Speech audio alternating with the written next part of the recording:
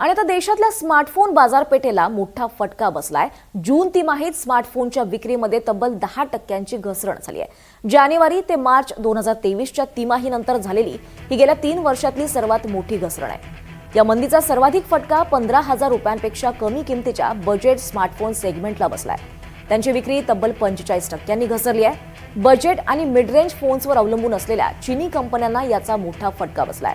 त्यांचा एकूण share market share 2020 नंतरच्या सर्वात खालच्या पातळीवर आलाय। सप्टेंबर 2025 पासून स्मार्टफोन मेमरीच्या किमती जवळजवळ 4 पटीने वाढल्यात। त्यामुळे कंपन्यांना फोनच्या किमती 15% वाढवाव्या लागल्यात, ज्यामुळे ग्राहकांनी आता खरेदी लांबणीवर टाकली आहे।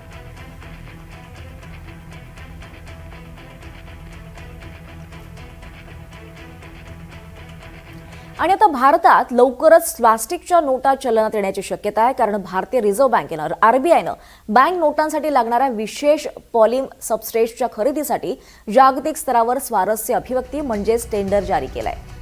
आरबीआयचे गव्हर्नर संजय मल्होत्रा यांनी जून महिन्यातच या महत्त्वाच्या निर्णयाला मंजुरी दिली होती। सूत्रांनी दिलेल्या माहितीनुसार सुरुवातीच्या टप्प्यात केवळ 10 आणि 20 रुपयांच्या नोटांवर हा प्लास्टिक चलनाचा प्रयोग केला जाणार आहे। या नव्या नोटांची सुरक्षितता वाढवण्यासाठी त्यावर विशेष फीचर्स दिले जाणार आहेत आणि त्यात पोर्ट्रेट असलेली एक पारदर्शक विंडो आणि एक मॅग्नेटिक स्युडो थ्रेडा असणार आहे। या निविदेमुळे आता भारतात प्लास्टिक करन्सी आणण्याच्या आरबीआयच्या योजनेला मोठी गती मिळाली आहे। त्यामुळे भारतात लवकरच प्लास्टिकच्या नोटा येणार आहेत। सुरक्षेसाठी नोटांमध्ये विशेष फीचर्स करण्यात येणार आहे। आरबीआयकडून यासाठी जागतिक निविदा जारी करण्यात आली आहे।